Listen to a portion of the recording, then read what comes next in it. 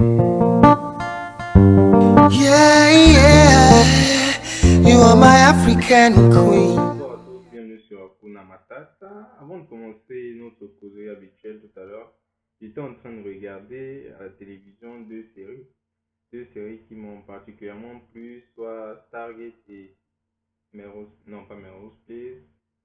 Sont, attendez une seconde s'il vous plaît, que je me rappelle. Beverly Hills, ouais c'est ça. Melrose Place et Beverly Hills. Ces séries-là m'ont rappelé des choses assez particulières, très plaisantes même d'ailleurs. Parce qu'à cette époque-là, à l'époque où ces séries-là passaient dans les télévisions africaines, à une heure précise, tu pouvais passer dans un quartier et ne rencontrer vraiment aucun enfant. Parce que tous étaient soit à la maison en train de regarder la télé, soit chez le voisin. Mais pour ceux qui étaient à la maison en train de regarder la télé encore, c'était assez facile, ils étaient assis confortablement à la maison, regarder la télé. Mais pour ceux qui étaient chez leurs voisins, là, l'équation devenait un peu compliquée parce que, imaginez-vous que un enfant doit regarder la télévision chez son voisin le vendredi. Du lundi au jeudi, il doit mettre son voisin au petit soin, son voisin ou bien son ami au petit soin. Parce que, par exemple, si vous jouez au beach, tu n'as pas foirer ton voisin n'importe comment.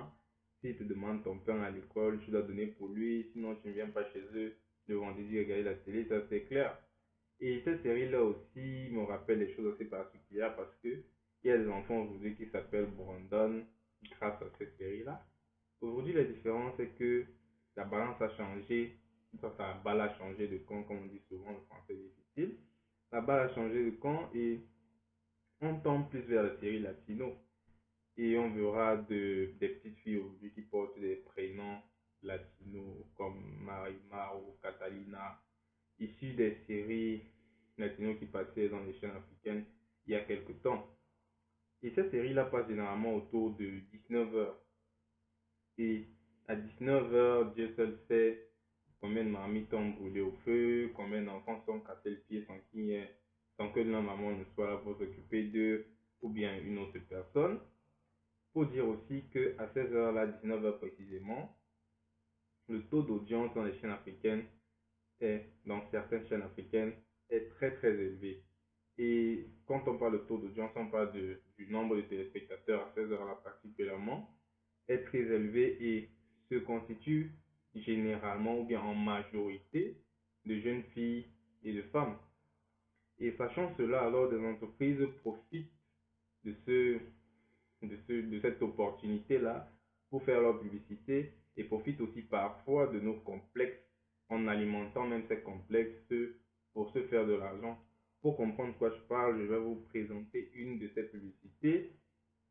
Ah. Aujourd'hui, j'ai toutes les raisons de me sentir belle et attirante. Pour la beauté et la santé de ma peau, j'ai un secret. Rapide Clair. 100% naturel, la gamme Rapide Clair donne à ma peau douceur, éclat et fermeté.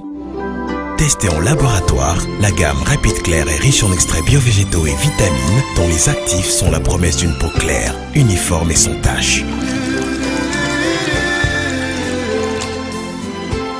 Avec Rapide Clair, je me sens belle et j'ai confiance en moi. Choisissez maintenant la gamme dont votre peau a besoin.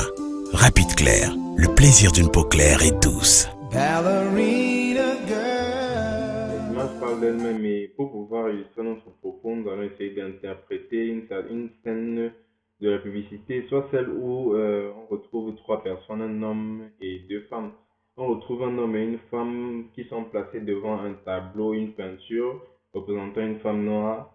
Et ces deux personnes sont distraites et se retournent rapidement pour regarder une belle femme qui passe et au point de laisser leur verre tomber, qui naturellement tombe et se casse. Et le hic dans la scène, c'est quoi? C'est que ces deux personnes se retournent pour regarder une femme qui passe. La femme est belle naturellement, mais ils se détournent du tableau représentant une femme noire pour regarder une femme brune qui passe. Le problème dans la scène, c'est que la femme qui passe est censée représenter celle qui utilise ses produits éclaircissants. Et on ne va pas passer on va pas passer toute la journée à expliquer ce que cela veut dire. Ça c'est clair, l'image est claire. Aussi, lorsqu'on essaie d'analyser les mots qui reviennent récurremment dans la publicité, soit éclaircissant, nettoyer les imperfections, éclatant et belle. On essaie de faire passer le message assez subtil par un principe d'association pour faire comprendre que clair veut dire belle. Ce qui se traduit même parfois dans la société lorsqu'on regarde des personnes qui donnent naissance aux enfants. Lorsqu'une petite fille naît et elle est brune d'un teint assez clair, on lui donne le prénom par exemple de Blanche. Par contre, je n'ai jamais vu un enfant à qui on a donné le prénom de Noir. Et ça traduit déjà un certain mal-être dans la société. Aussi, pour continuer, on parlera de nettoyer les imperfections, comme ils disent dans la publicité. Nettoyer les imperfections, quelles imperfections? Là, on se pose la question parce que des personnes qui se décapent, qui se dépigmentent la peau, si on va dire nettoyer, ils nettoient leurs imperfections. Ils nettoient les imperfections sur tout le corps. Donc, ce qui est considéré comme l'imperfection, c'est leur peau noire, leur identité même. Et là, c'est déjà un problème. Lorsqu'on parle aussi, on regarde aussi à quelle heure ces publicités-là sont